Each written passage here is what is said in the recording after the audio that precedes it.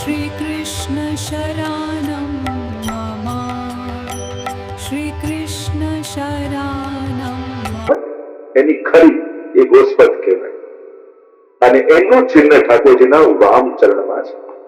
જો બધા તીર્થોના ફળરૂપ ગાયને માનવામાં આવે છે અને એટલા માટે હરિરાયજી અહીંયા સમજાવે છે કે આ ગોસ્પદનું ચિહ્ન ના સ્મરણ માત્રથી વૈષ્ણવને સમગ્ર તીર્થોની યાત્રાનું ફળ મળે છે.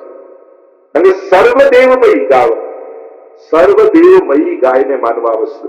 ગાયની અંદર સમસ્ત દેવતાઓનો વાસ છે એમ માનવામાં આવે. સમસ્ત તીર્થોનો વાસ ગાયની અંદર છે. એટલે તમે જયારે ગૌગ્રાસ અને કાઢો છો, ગાયને ખવડાવો છો, એટલે સમસ્ત તીર્થોમાં રહેલા દેવતાઓને તમે ભોગ ધરી રહ્યા છો. પોતે પૃથ્વી રૂપા છે ગાય. જયારે પૃથ્વી પર દુઃખી થાય છે ત્યારે ગાયનું રૂપ ધારણ કરીને આવે છે એમ ભાગવતજીમાં કહ્યું છે. તો કેવલ ઠાકોરજીના ચરણારવિંદમાં રહેલા આ ગોપદનું સ્મરણ નેત્ર બંધ કરીને કરો તો તમે સમસ્ત તીર્થોની યાત્રાના ફળની પ્રાપ્તિ થાય. અને આપણા તો વાર્તા સાહિત્યમાં પણ રૂકમણી આદિના પ્રસંગ આવે છે. ગંગાજીના કિનારે રહેતા પણ ક્યારે ગંગાજીમાં નાહવા જઈ ન શક્યા અને ત્યારે દેહ છૂટ્યો તો એ પૂછ્યું કે રૂકમણી ક્યારે ગંગાજીમાં નાહવા ના પૂછ્યું એમને ગુસાઈજી કે ગંગાજી કે સેવામાંથી સમય મળે તો નાહવા જવું. કે સ્નાનનું તો કેટલું મોટું પુણ્ય. જે સેવામાં આસક્ત હોય, સેવામાં રત હોય, એમને તો પુણ્ય કરવાની પણ ચિંતા રહેતી, કારણ કે એ પ્રભુને પ્રસન્ન કરીને આખા સંસારને સુખી કરી દેતા હોય છે.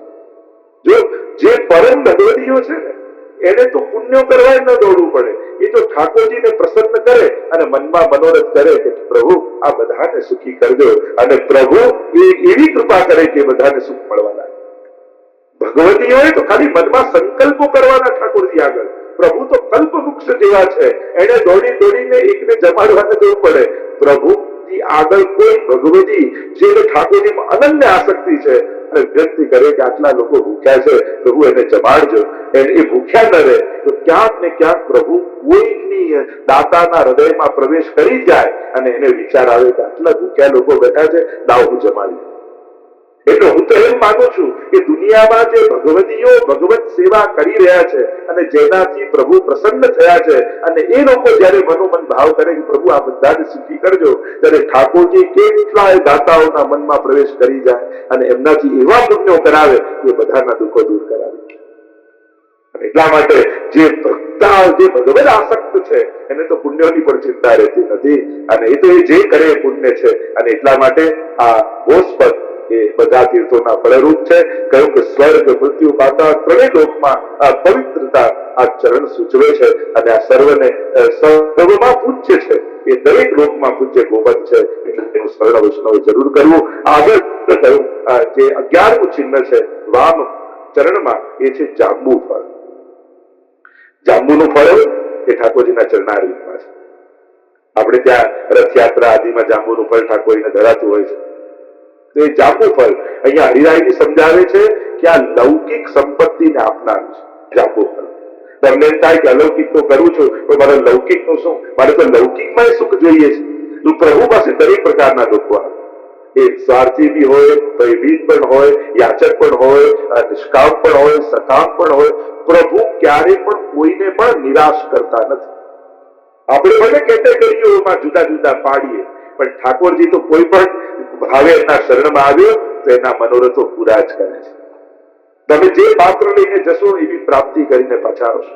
આપણે તો કુમદાસની વાર્તામાં આવે ને કે ત્યારે મહાપ્રભુજી મળ્યા, શરણે આવ્યા ને કહ્યું કે કંઈક માંગો મારી પાસે. અને કુમદાસની પત્નીએ કહ્યું કે અમારે કોઈ સંપત્તિ નથી, આ કૃપા કરો ને કે કોઈ બાળક થાય. મહાપ્રભુજી કે એક નહીં 7 બાળક થશે, જવા શું. અને બહાર જ્યાં આવ્યા ત્યારે કુંભનદાસે કહ્યું, અરે જે ભગવાન આપવા સમર્થ હતા એની પાસે જે સંસાર માંગ્યો. મહાન પાસે તુચ્છ માંગવું એ પણ મૂર્ખતા છે. જો કોઈ ભગવાન માંગ્યા હોત તો મહાપ્રભુજી તને સાક્ષાત પ્રગટ પુરુષોત્તમ આપી દે. જે સંસાર માંગ્યો એ તો ભાગ્યમાં લખ્યો છે, મળી જ જવા. પણ ગુરુ કૃપા એ ભાગ્યને પણ બદલનારી છે. આપણે તો જયારે જયારે વિચારીને પોતાના જીવનને, તો આપણે પોતાના જીવનને વિચાર એવું લાગે છે કે એટલે આજે જે આપણે સુખી છીએ એટલા પુણ્ય આપણે કર્યા જ છે. પાપ માટે તો સતત આપણે ભાવતાલ કરવાને. મેં તો ક્યાં એવા પાપ કર્યા કે આવા દુઃખ આવે, તો એવા પુણ્યો ક્યાં કર્યા છે કે આવા સુખ આવે? એનો જ વિચાર કરો. આપણે કોઈ એવા પુણ્ય નથી કરે, આપણે તો મહાપ્રભુજીના શરણે ગયા છીએ ને, બસ એમની કૃપાથી આપણા ભાગ્ય બદલાયા છે. આપણે તો યમુનાજીના નામ લઈએ છીએ ને એટલે ભાગ્ય સૌભાગ્ય શ્રી યમને જો દેવી, આ શ્રી યમુનાજીની કૃપા, એમણે આપણું ભાગ્ય લખ્યું ને એને ભોગવી રહ્યા છે. અને એટલા માટે આ જાંબુ ફળ એ સુવર્ણનું પ્રતીક છે, મરિદાયજી સમજાવે છે. અને લૌકિક સંપત્તિ આપનારું આ ફળ છે, એ લૌકિક સંપત્તિનું દાન કરે છે. એટલે જેને લૌકિકતાનું પણ આકર્ષણ છે, તો ઠાકોરજી લૌકિક જીવોને પણ નિરાશ કરતા નથી, એને પણ પ્રાપ્તિ કરાવે છે. આગળ 12મું ચિહ્ન એ મત્સ્યનું છે, માછલીનું ચિહ્ન ઠાકોરજીના વામચરણમાં છે. અને મત્સ્ય એ અતિ ચંચલ હોય, અને અતિ ચંચલ હોય અને બીજું લક્ષણ એ જલ વગર ન રહી શકે. એટલે જ આપણે ત્યાં ઠાકોરજી વિવિધ પ્રકારના કુંડળો ધારણ કરે છે. ઘણી વાર ચરણમાં તો મત્સ્ય હોય છે, ઠાકોરજીના ચરણમાં પણ ઘણી વાર મત્સ્ય હોય છે. મકરાકૃત કુંડળ, મયુરાકૃત કુંડળ, મત્સ્યાકૃત કુંડળ, આવા કુંડળો ધારણ કરે ને ઠાકોરજી. તો ત્યાં પણ ભાવ હરિરાયજી આદિએ એ બતાવ્યો. મયુરાકૃત કુંડળ, મોર તો સાપને મારી નાખે. તો કે સાપ ક્યાં છે? તો કે આ ભક્તો જે દર્શન કરવા આવે છે ને ઠાકોરજીના, એના હૃદયમાં રહેલા વિષયો જ નિષ્ઠર છે. આ જે મનમાં વિષયો છે એ તો સાપ છે, તો ઠાકોરજીના કાનમાં રહેલા કુંડળ મયુર રૂપે એ સાપને મારી નાખે છે. તો કહ્યું કે મકરાકૃત કુંડળ, તો આ મકર કેમ છે? એવા અને અત્યારે વિસ્તાર પર કારણ કે મગરનો સ્વભાવ છે કે એકવાર પગ પકડે ને પાણીમાં પછી તો ખેંચી લઈ જાય, છોડાઈ ન શકે. એમ ઘણા જીવો પૂજા ભટ્યા પહેલી વાર દર્શન કરવા આવ્યા હોય ને અને ઠાકોરજીના ચરણમાં મકરાકૃત કુંડળ હોય તો કાનમાં રહેલો મગર એવો પગ પકડે કે પછી તો એને એમ થાય કે કેવા સુંદર શ્રીનાથજી બાબા, હવે તો રોજ દર્શન કરવા આવીશ. ત્યારે સમજો કે આ મગરે પગ પકડે. મત્સ્યાકૃત કુંડળ ઠાકોરજી ધારણ કર્યા હોય ત્યારે કહેવાય કે માછલી જેમ પાણી વગર રહી ન શકે, એમ એવી આસક્તિ કરાવી દે જીવને કે એ પણ પ્રભુના દર્શન કર્યા વગર રહી ન શકે. બીતે દિન ગયે જો ગયે બીનું દેખે.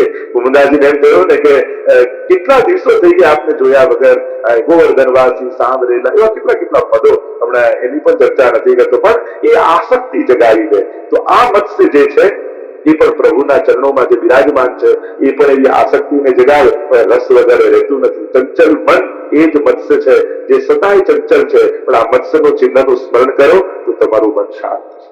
એ જલ વગર રહી ન શકે, એવી આસક્તિ તમને ઠાકોરજીના ચરણારવિંદમાં કરાવશે કે તમે પણ પ્રભુ વગર નહીં રહી શકો. એવું આ મત્સ્યનું ચિહ્ન થયું. આગળ 13મું ચિહ્ન એ ધનુષ્યનું ચિહ્ન છે. હરિરાયજી તો ટીકામાં સમજાવ્યું કે સત્વ જે અનેક પ્રકારના ગુણો આપણે ત્યાં ગયા છે, નમ્ર હોય, વિવેકી હોય, યા અનેક પ્રકારના જે સ્વભાવગત ગુણો જે બતાવવામાં આવ્યા. કારણ કે જયારે બાણને છોડો છો જેટલું ખેંચો એટલું આગળ જાય ધનુષ્ય, પણ એને ટાંકવા માટે બધા ઝુકાવવું પડે અને ઝુકાવીને ખેંચીને પછી ઊંચું કરવામાં આવે. તો ઝુકતા શીખવાડ્યા ધનુષ્યનું ચિહ્ન. પોતાના લક્ષ્ય તરફ લઈ જતા શીખવાડે કે ધનુષ્ય જયારે છોડો છો ત્યારે પોતાના લક્ષ્ય તરફ એ બાણને મોકલે છે. એમ આ ધનુષ્યનું જયારે તમે સ્મરણ કરો છો ત્યારે તમારા મનના બાણને એ ખેંચીને એવું ઠાકોરજી તરફ છોડે છે કે પ્રભુમાં જ જઈને મન ચોંટી જાય છે.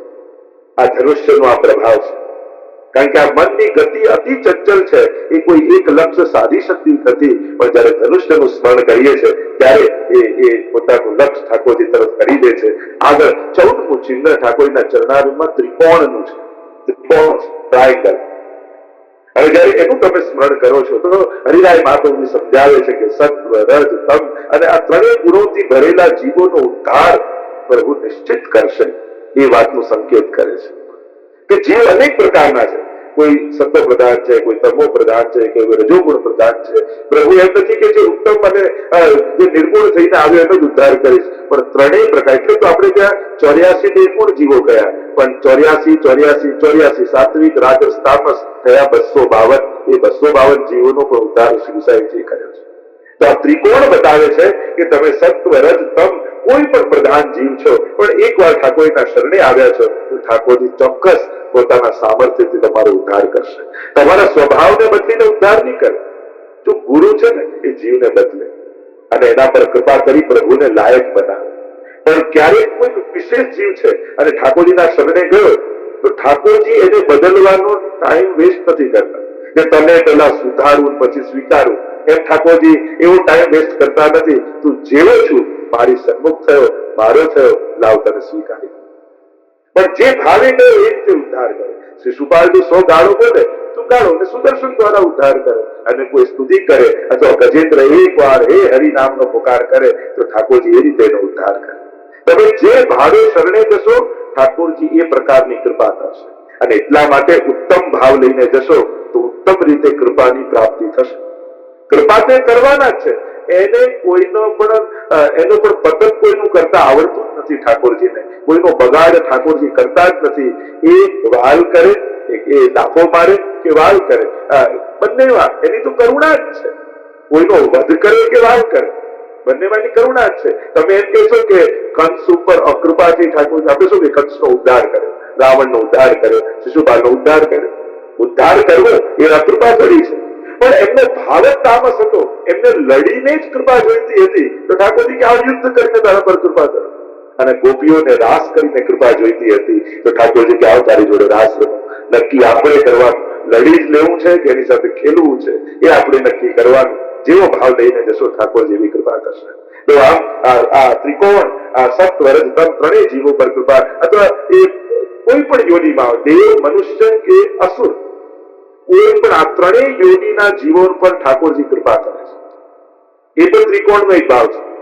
એ દેવ યોનિનો હોય પણ જો પ્રભુ સન્મુખ થયો તો કૃપા, અને જો અકળ્યો તો ઇન્દ્રની જેમ એના ઉપરનો નિગ્રહ કરીને ઠાકોરજી કૃપા કરે. અસુરી યોનિના કેમ નો, પ્રહલાદ અસુરી યોનિના, પણ ઠાકોરજીને પ્રેમ કરતા થયા, એમના શરણે ગયા તો અપનો જન પ્રહલાદ ઉબાર્યો, ઠાકોરજી પ્રગટ્યા. જો સાચા અર્થમાં પ્રાગટ્ય કોઈનું થયું તો નરસિંહ ભગવાન, બાકી બધા અવતાર કહેવાય, ઉપરથી નીચે આવે એ અવતાર, પણ નરસિંહ ભગવાન ઉપરથી નીચે નથી આવે, એ તો પ્રહલાદના વિશ્વાસમાંથી પ્રગટ્યા છે. હરિ વ્યાપક સર્વત્ર સમાના और प्रेम ते प्रगट होई मैं जाना. આ થાંભલામાં મારો ઠાકોર છે, અને થાંભલો ફાટીને નરસિંહ ભગવાન એમાંથી પ્રગટ થયા છે. આ પ્રાગટ્ય કહેવાય, પ્રગટ. જેમ દૂધને મંથન કરો ને એમાં આ દહીંને મંથન કરો ને એમાંથી માખણ નીકળે. માખણ હતું એની અંદર જ, દહીંની અંદર જ હતું, પણ માખણ પ્રગટ્યું કહેવાય. એમ કણકણમાં ઈશ્વર છે જ, પણ નરસિંહ રૂપે પ્રગટ થયા એમાં. તો આમ એ દેવ હોય, મનુષ્ય હોય કે અસુર હોય, અને પ્રભુની સન્મુખ થાય છે ત્યારે ભગવાન એ કઈ કક્ષાનો છે એ ન જોતા એની ભક્તિને જોઈને એના પર કૃપા કરે છે. વૃત્રાસુર, વૃત્રને પણ આપણે અસુર જ કહીએ છીએ, છતાંય કેવી સુંદર સ્તુતિ એના મુખે ગઈ હોય. તો આમ પ્રભુ તો સર્વ પર કૃપા કરનારા છે. 15મું ચિહ્ન ઠાકોરજીના ચરણારવિંદમાં અર્ધચંદ્રનું છે, અડધો ચંદ્ર બનેલો છે. જે અર્ધચંદ્ર ભગવાન શંકરના મસ્તક ઉપર છે, શિવજીના મસ્તક પર છે. તો ભાવ એ બતાવ્યો કે મોટા મોટા દેવો પણ પ્રભુના ચંદ્રમાં આશ્રય લે છે. બીજો ભાવ એ બતાવ્યો કે જ્યારે એ ચંદ્રમા છે એ મૂર્તિમંત ભગવાન શંકરનું જ રૂપ છે. એટલે કે જ્યારે ચંદ્રમાનું તમે સ્મરણ કરો છો અર્ધચંદ્રનું, ત્યારે તમારા જીવનમાં શિવ પ્રવેશ કરે છે. અને શિવનો અર્થ થાય સમમ કરોતિ તિ શંકરમ. શિવનો અર્થ થાય કલ્યાણ. શિવ સંકલ્પ વેદમાં શિવ સંકલ્પ સ્તોત્રો છે. શિવનો અર્થ થાય કલ્યાણ. એટલે કે આ ચંદ્રમાના સ્મરણ માત્રથી તમારા જીવનનું કલ્યાણ થશે. આ સમસ્ત અમંગલનો નાશ અને કલ્યાણમાં પ્રવેશ. અને 16મું ચિહ્ન ઠાકોરજીના ચરણારવિંદમાં એ આકાશનું ચિહ્ન છે. કારણ કે હરિરાયજી સમજાવે છે, કારણ કે આ આકાશ સર્વનો આધાર છે, અતિ સૂક્ષ્મ છે અને સર્વવ્યાપક છે. આકાશ સર્વનો આધાર, અને ચારે બાજુ આકાશની ભીતર આ બધું સમાયેલું છે. એમ ઠાકોરજી પણ સર્વના આધાર છે. એ વાત સમજમાં આવશે. આ આકાશનું સ્મરણ કરવા માત્રથી જે ચરણારવિંદમાં છે, પ્રભુ જ મારો આધાર છે, એ વાતનો ભાવ અને ભાન બંને થશે. એ અતિ સૂક્ષ્મ છે, મારે એને ગોતવાનું છે. એ તો કણકણમાં બિરાજમાન છે, મારે એનું દર્શન કરવાનું છે. અને ત્રીજો, એ સર્વનો સાર છે, સર્વવ્યાપી છે, બધે જ વ્યાપીનો ક્યાં અભાવ છે. મારો પ્રભુ પણ બધે છે. અને જ્યારે આકાશ તત્વનું ચિંતન કરો છો ત્યારે એની સર્વ વ્યાપકતાનું ભાન થાય છે. જો બેમાંથી એક વસ્તુ સમજી લેવી, કા એના સર્વ સામર્થ્યનું ભાન કરી દેવું, કા પોતાની અસમર્થતાનું જ્ઞાન કરી દેવું, આ બંનેમાંથી એક વસ્તુ પર થઈ જાય તો કામ થઈ જાય. એ પ્રભુ સર્વ સમર્થ હોય તતો નિશ્ચિતતા વ્રજે. પ્રભુ સર્વ સમર્થ છે, આ ભાન થશે તો નિશ્ચિતતા આપમેળે આવી જશે. જ્યારે જ્યારે પ્રભુને અસમર્થ માનીએ છીએ ને કે આ બધું થયું પણ ઠાકોરજી થોડી કરી શકે, પ્રભુ થોડી કરશે, આ અસમર્થ પ્રભુને માનશો તો જીવનમાં ચિંતા પ્રવેશ કરશે. અને એટલા માટે પ્રભુ સર્વ સમર્થ છે અને જીવ બિલકુલ અસમર્થ છે, કાંઈ જ કરવા સમર્થ નથી. આ તો ઠાકોરજીનું આપેલું બળ છે, એની આપનું આપેલું તેજ છે, એની વાણીનું બળ કે બોલી શકે. આ બધું જ પ્રભુનું આપેલું છે. આ વાતનું જ્ઞાન થશે તો સ્વયં ચિહ્ન એ આકાશ છે અને આકાશનું સ્મરણ કરવા માત્રથી પ્રભુના આ મહાત્મ જ્ઞાન હૃદયમાં દ્રઢ થશે કે જે પ્રભુનું સેવા કરું છું એ પ્રભુ છે કેવા, કે સર્વવ્યાપક, અતિ સૂક્ષ્મ અને સર્વના આધારરૂપ છે. અને એટલા માટે એક બડો આધાર કલીમે એક બડો આધાર, મારા માટે તો મારા આધારરૂપ એ ઠાકોરજીના ચરણારવિંદ છે.